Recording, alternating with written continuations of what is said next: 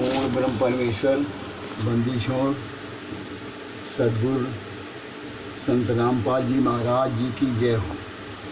पूर्ण ब्रह्म परमात्मा बंदी छोड़ कबीर परमेश्वर साहिब जी की जय हो। बंदी छोड़ संत गरीबदास जी महाराज की जय। स्वामी राम देवानंद बाबा गुरु महाराज जी की जय हो। सद्गुरुदेव रामपाल जी महाराज जी की जय हो। सभी भगत भाइयों और बहनों को सत साहिब, मैं राम किशोर दास दामोदर नगर कानपुर से उत्तर प्रदेश से बोल रहा हूँ। मेरा नाम राम किशोर गुप्ता है। मोबाइल नंबर है 9919694815। तो भगत भाइयों, ये देखो, हमने अपने पूजा स्थल में ये सद्गुरु संत रामपाल जी महाराज जी की ये जेल वाली फ़ोटो देखो हमको ये लगा रखी है, और यहीं पर हम ज्योत जलाते हैं और यहीं पर दंडवत प्रणाम करते हैं। और जो बरवाला से फ़ोटो मिली थी भगत भाइयों, हमने ये देखो नीचे रख दिया है, ये रखी है और ये ऊपर की है। और हमें दंडवत प्रणाम करते हैं अपने सद्गुरुदेव की कि मेरे परमात्मा सद्गुरुदेव की शरीर की हालत 10 साल से जेल में बंद है, क्या हो गई है। अगर हम यहीं पर ज्योत जलाएंगे, यहीं दंडवत प्रणाम करेंगे, सद्गुरु जी को स्वरूप को देखेंगे, निहारेंगे, तो हमारे मन में भी कष्ट होगा कि मेरे परमात्मा इस समय जेल में कैसे दिन व्यतीत कर रहे हैं, काट रहे हैं। सो आप लोगों से भगत भाइयों निवेदन है कि ये जेल वाली फ़ोटो निकलवा कर अपने अपने चाहें तो पूजा स्थल में लगवाएं, अगर परमात्मा की कुछ ऐसे हो तो सत साहिब।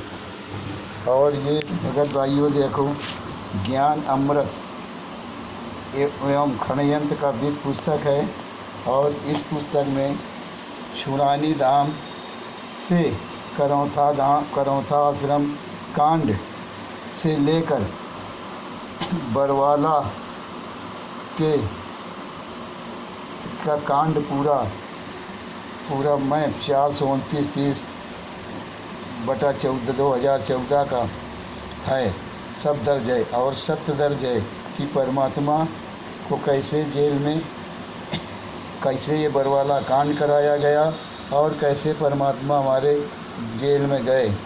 इन सभी भगत मैनेजमेंट RS कमेटी के गुंडों ने और कैंट कमांडो ने मिल करके हमारे भगत को ये बरवाला कांड करवा दिया और उन परमात्मा को तारीख में जाने नहीं दिया, और वहीं से ये बरवाला कांड हुआ। और ये बरवाला कांड 18/11/2014 को हो गया। सत साहिब। और आगे बताने जा रहे हैं भगत भाइयों, तो ध्यान से सुनो।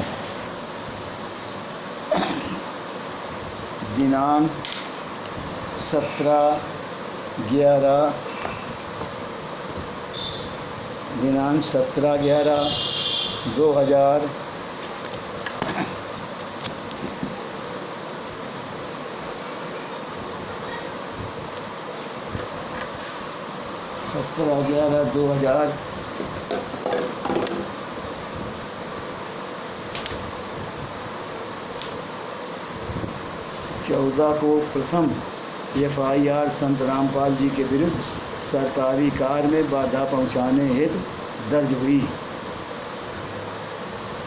सत साहिब। और बरवाला कांड होने के एक दिन पूर्व अर्थात 17/11/2014 को संत रामपाल जी महाराज सहित 5 लोगों को विरुद्ध सरकारी कार में बाधा पहुंचाने को लेकर प्रथम FIR दर्ज हुआ, जिसका नंबर 426/2014 है। यह FIR धारा 332, 353, 186 भादावी के तहत एक संत रामपाल जी पुत्र नंदलाल निवासी सतलोक आश्रम बरवाला, दूसरा प्रीतम उठराज कपूर पुत्र रामेश्वर जाट ग्राम इमलौटा थाना सदर दादरी, और तीसरे राजेंद्र पुत्र लेखराम निवासी ग्राम बड़गांव, चौथा वीरेंद्रपुर विजेंद्र पुत्र रामपाल निवासी 495 वन शास्त्री नगर रोहतक, पाँचवा रामपाल पुत्र धम्बू राम निवासी ग्राम बड़ावर के विरुद्ध दर्ज हुआ। सभी आरोपियों के तरफ से माननीय अधिवक्ता श्री M.S. मैन जी ने रिफ्यूजेट किया। इस केस का संक्षिप्त तथा है कि चंडीगढ़ हाई कोर्ट द्वारा जारी वारंट का निष्पादन हेतु दिनांक 17/11/2014 को बरवाला थाना से SI Rohtak ASI Chandiram, ASI Vipin Kumar एवं ASI सत्यनारायण सतलोक आश्रम बरवाला पहुँचे तो संत रामपाल जी के फॉलोअर्स सतलोक आश्रम बरवाला के बाहर बैठे हुए थे तथा पुलिस अधिकारियों से अभद्रता कर रहे थे। पुलिस को अपना कार्य करने से रोक रहे थे। जहां पर SI रोहतक ने तहरीर लिखा और उस तहरीर को ASI सत्यनारायण के माध्यम से बरवाला थाना में भिजवा दी, जहां पर ASI सुरेश कुमार ने SI रोहतास के लिखित तहरीर के आधार पर फॉर्मल FIR दर्ज कर उसका रिपोर्ट उच्च अधिकारियों को भेजी गई। इन्वेस्टिगेशन के बाद सभी अभियुक्तों के विरुद्ध 332, 353, 188 भादावी के तहत पुलिस द्वारा चार्जशीट सम्मिलित की गई। न्यायालय में दिनांक 19/5/2015 को सभी अभियुक्तों के विरुद्ध धारा मात्र 353 एवं 186 भादावी के तहत एक्यूजिशन एक्सप्लेन कर विचारण प्रारंभ किया, जिसमें अभियोजन पक्ष से कुल 9 गवाह प्रस्तुत हुए तथा बचाव पक्ष की ओर से 3 गवाह प्रस्तुत हुए। इस केस में सारी न्यायिक प्रक्रिया पूरी होने के बाद माननीय न्यायालय मुकेश कुमार जुडिशियल मजिस्ट्रेट प्रथम वर्ग हिसार ने दिनांक 29/8/2017 को संदेह का लाभ देते हुए सभी अभियुक्तों को आरोप से बरी करते हुए रिहाई का फैसला सुनाया। अब 18 नवंबर 2014 को परमात्मा स्वरूपी संत रामपाल के आंखों के सामने काल ब्रह्म का उत्पात मचाना। जहां तक मुझे विश्वास है कि आप सभी पाठकगण बरवाला कांड से वाकिफ होंगे। इस कांड के कारित होने के बाद मुख्य कारण इस पुस्तक के पीछे के पेजों में विधिवत विवरण दी जा चुकी है, इसलिए पुनः अंकित करना समय का जाया होता है। अब हम उसके आगे बढ़ते हुए आप सभी तक हकीकत पहुंचाने का ही घटना का क्या हुआ कैसे काल ब्रह्म ने बरवाला में उत्पात मचाया। आखिर परमात्मा स्वरूपी संत रामपाल जी महाराज के रहते उनके ही आश्रम में काल ब्रह्म का उत्पात मचाने का दांव कैसे लग गया? क्या गुरुजी का दिया हुआ ज्ञान गलत है? कबीर परमात्मा की वाणी गलत है?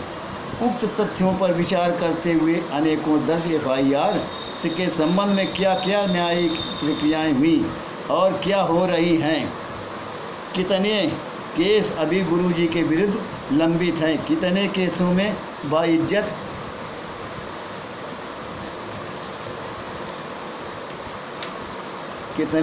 में बाइज्जत बरी हुए। और कितने केसों में सजा हुई।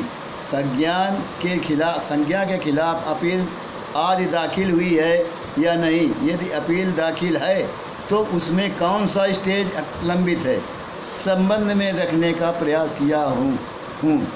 गुरु जी ने ज्ञान दिया है। कबीर परमात्मा ने काल ब्रह्म से वार्ता के वक्त एक वाणी बोली थी। क्या वाणी है?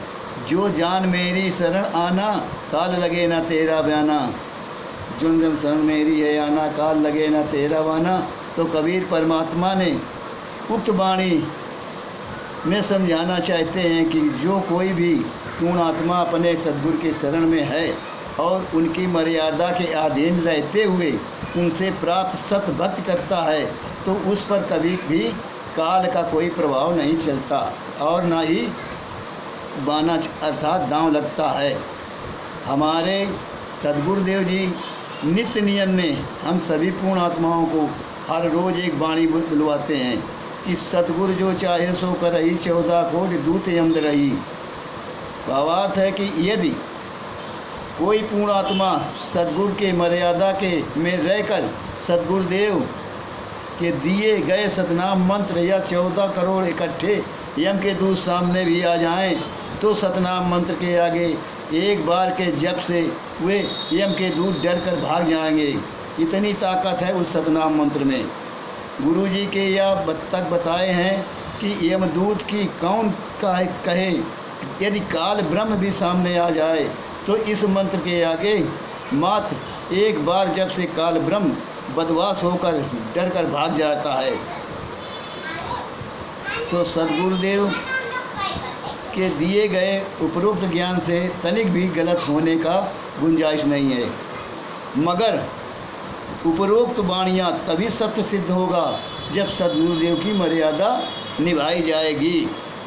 अब आप पाठकगण से मेरा प्रश्न यही होगा कि दिनांक 18 नवंबर 2014 को बरवाला आश्रम में समर्थ सद्गुरु श्री रामपाल जी महाराज के रहते हुए तथा वहाँ पर मौजूद लाखों प्रथम मंत्र पूर्ण आत्माएं, हजारों सतनाम मंत्र प्राप्त पूर्ण आत्माएं एवं सैकड़ों सारनाम मंत्र प्राप्त पूर्ण आत्माएं माइक पर सद्गुरु के आदेश होने के सुन जानकर लाखों प्रथम मंत्र, हजारों सत्यनाम मंत्र, सैकड़ों सारनाम मंत्र जो प्राप्त हुए आत्माओं ने अपने प्राप्त मंत्रों का जप की गति बरवाला आश्रम में एकत्र रूप से बढ़ा दी थी। फिर भी काल ब्रह्म के दूतों ने ऐसा उत्पात मचाया कि 6 लोगों की मृत्यु का दोष हमारे सद्गुरुदेव के सिर पर चढ़ा। आखिर ऐसा क्यों? तो काल ब्रह्म का कैसे बाना था अर्थात दांव लग गया। दूतों को उत्पात मचाने का अवसर कैसे प्राप्त हुआ। जाप मंत्र कैसे निष्फल रहा अर्थात बेसर कैसे हो गया, जबकि आश्रम के अंदर तीनों मंत्र का जप एकत्र रूप से चल रहा था। क्या मंत्र झूठे हैं? क्या गुरु का ज्ञान झूठा है या गुरुदेव झूठे हैं? उक्त प्रश्नयुक्त तथ्यों पर पूर्ण आत्माओं को चिंतन करने की ज़रूरत है कि आखिर ऐसा क्यों हुआ, क्योंकि मंत्र बेअसर हो गए। घटना कैसे घट गई, इतना उत्पात कैसे मचा? इसका उत्तर है, मेरा मत है कि किसी ने अपने सद्गुरुदेव से मंत्र प्राप्त नहीं किया था और ना ही कोई पूर्णात्मा अपने सद्गुरु के मर्यादा को निभा रहा था। सबसे ने मर्यादा खंड किए हुए थे। सब ने राष्ट्रीय समाज सेवा समिति के आदेशों निर्देशों पर चल रहे थे। समिति के मर्यादा को सिर रखे चल रहे थे। कोई भी पूर्णात्मा सद्गुरु श्री रामपाल जी महाराज जी के मर्यादा के अधीन नहीं था। ऐसी स्थिति में सद्गुरुदेव अपनी वचनबद्धता के कारण कि वो जो मेरी शरण में है ना हो, मेरी मर्यादा में ना हो, उसे लूटो मारो खाओ, इसलिए कि कर्तव्य विमूढ़ से बने रहें और काल ब्रह्म के द्वारा भेजे गए उनके दूत आश्रम में उत्पात मचाते रहे। हम सभी पूर्ण आत्माओं ने भी काल ब्रह्म के दूतों अर्थात राष्ट्रीय समाज सेवा समिति उर्फ मैनेजमेंट के सहयोग से अपना हाथ बटाते रहे। हम सब ने मैनेजमेंट का साथ दिया। गुरु जी का त्याग कर दिया, मैनेजमेंट को अपना सब कुछ मान लिया था। इससे देखकर आखिर संत रामपाल जी महाराज किसके लिए यहाँ रहें, किसको अपने शरण में रह कहें। सब ने तो उनका विरोध हो लिया था। सबने मर्यादा खंड कर दूर चले गए थे। सबके मंत्र जप बेअसर हो चुके थे। सब ने काल ब्रह्म के पाले में चले गए थे। सब ने राष्ट्रीय समाज सेवा समिति और मैनेजमेंट के पदाधिकारियों जैसे राम कुमार ढाका, राजकुमार उर्फ प्रीतम की लाइव वीडियो में देखा, मगर किसी ने उनका विरोध नहीं किया कि ऐसे क्यों। उसने लाइव वीडियो में प्रत्यक्ष बयान दिया है कि यदि संत रामपाल जी महाराज जी स्वयं 17 को क्या इसके आगे की किसी भी तारीखों पर न्यायालय में जाना चाहें तो भी नहीं जाने देंगे। ये हमने आज निर्णय लिया है। उन्हें क्या लाख भक्तों के लाशों से गुजरना पड़ जाए, मगर तब भी उनको नई तारीख पे नहीं जाने देंगे। इस कथन को सुनकर भी उनके कथनों के समर्थन के ने सद्गुरु के इच्छा के विपरीत सबने अपनी दृढ़ता राष्ट्रीय समाज सेवा समिति और मैनेजमेंट के साथ दिखाई। किसी ने अपने सद्गुरुदेव के दिए ज्ञान को अमल नहीं किया और ना अमल में लाया, और अहिंसा को ना अपना कर काल ब्रह्म के हिंसक दूतों का समर्थन किया। परिणामतः काल ब्रह्म ने ऐसा भयंकर उत्पाद मचाया कि बरवाला आश्रम में दिनांक 18 नवंबर 2014 को घटित घटना ने पूरे विश्व में संत रामपाल जी महाराज जी के अहिंसा के विपरीत हिंसा का इतिहास रच दिया। हिंसा का इतिहास रचने में पार्श्व निर्देशन काल ब्रह्म प्रमुख पात्र के रूप में राष्ट्रीय समाज सेवा समिति उर्फ मैनेजमेंट एवं सहयोगी पात्र ब्लैक कैट कमांडो एवं नृत्य का कार्य भगत आत्माओं ने किया। सत साहिब। अरे भाइयों, सत साहिब। मैं रामकिशोर दास दामोदर नगर कानपुर से उत्तर प्रदेश से बोल रहा हूँ। मेरा मोबाइल नंबर 9919 69 48 15। सत साहिब।